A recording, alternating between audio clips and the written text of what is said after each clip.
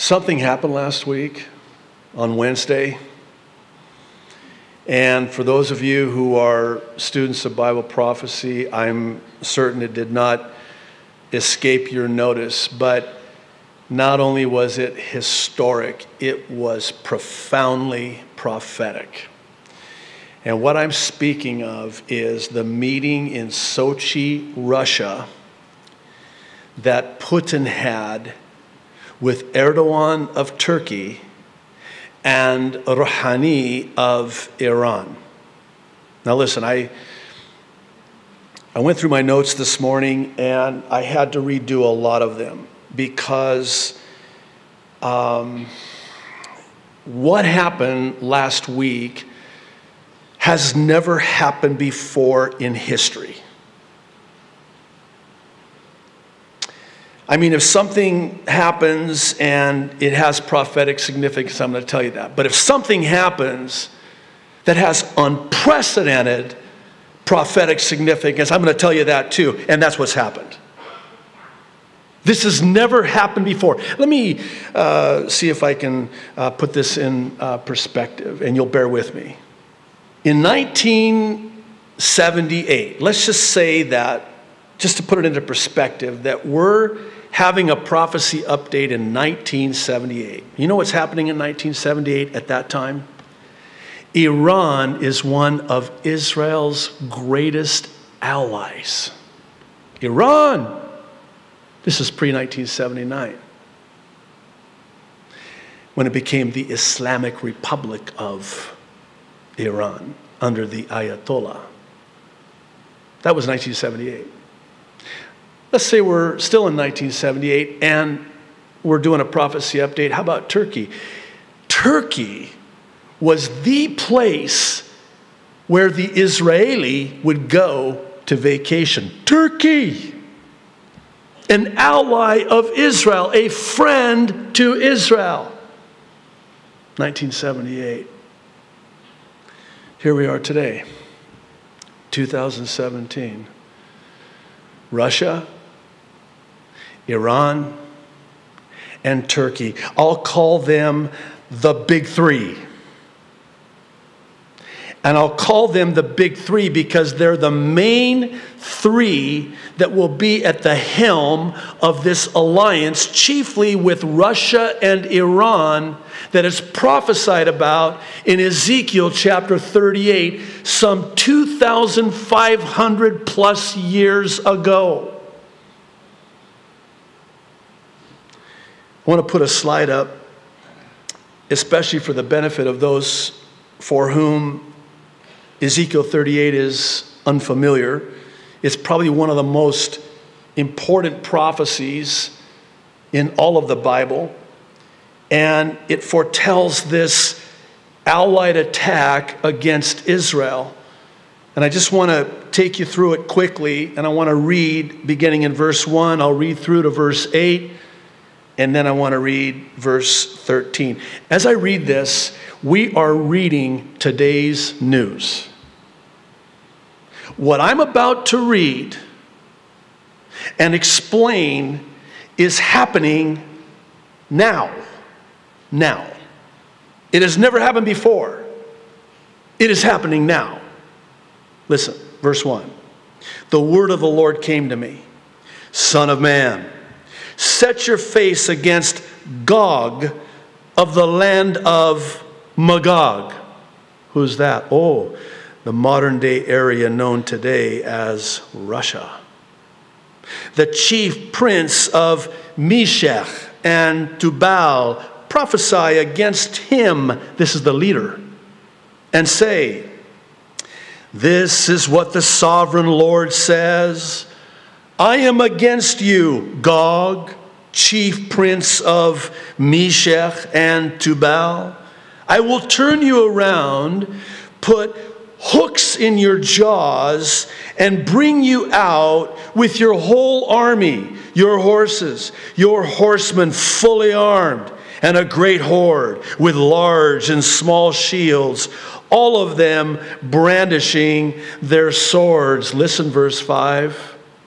Persia, Iran. In the last century, they were called Persia. This name change to the modern day name of Iran was just in the last century. Up until that point, they were always known as Persia. And by the way, in Iran, they're not Arabs, they're Persians. And they don't speak Arabic, they speak Farsi. These are Persians. Then Cush. Cush is the northern area known today of Ethiopia and Sudan. And then the next nation by its ancient name is Put. And this is modern day Libya, and also including parts of North Africa. Will be with them, with who? With Iran and Russia, with shields and helmets. Verse 6, here's another nation. Gomer, with all its troops, and interesting, Beth Togarma. Beth or Beth in Hebrew is the same word in Arabic. It's house, the house of Togarma. We would call the Saudi Ibn Beit Saud, the house of Saud. So this is the house of Togarma, or known today, Gomer and Beit Togarma, as Turkey. That's Turkey. Gomer. And by the way, we know that because of the ancient records, but it says in Ezekiel, from the far north with all its troops and the many nations with you. So if you get a map like I have here and you go all the way to the north, that is Turkey.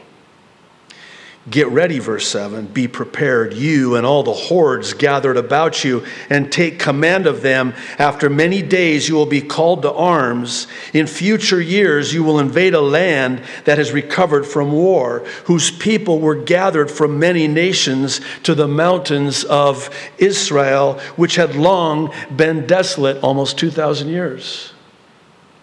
They had been brought out from the nations, and now all of them live in safety, better translated in security and prosperity, which explains what we're about to read in verse 13. Listen. Sheba and Dedan. Who's that? Oh, Saudi Arabia. Saudi Arabia. Oh, they're aligned with Russia and Iran and Turkey? No. Listen to this. And the merchants of Tarshish and all her villages, or as some of your translations render it, the young lions thereof. These are the young countries, which is why some believe this is a reference to the UK, of which the national symbol is a lion, and the young nations from the UK, the US. So if that's the case, then what do Saudi Arabia and the UK and the US do? Oh, they just protest. They question the attack. Listen to what they ask. Have you come to plunder? Have you gathered your hordes to loot? To carry off silver and gold, to take away livestock and goods, and to seize much plunder, or as another translation renders it, to take a spoil? This presupposes that there's a spoil to take in Israel. Oh, is there? You know there is. You remember, it wasn't that long ago that they found natural gas and oil that makes the oil and natural gas in Saudi Arabia and even Russia look like child's play. Oh, you're exaggerating. Not really. There is so much oil and natural gas that Israel has now, not to mention the technology, the prosperity. Israel is dwelling securely and is prospering like no other nation on earth today. And the spoil is there for the taking. And make no mistake about it, this is exactly what is happening. And this is exactly what this is about. What we witnessed this last week with Russia, Iran, and Turkey is now, I believe, the aligning of every nation to a nation exactly as was recorded in this prophecy in Ezekiel.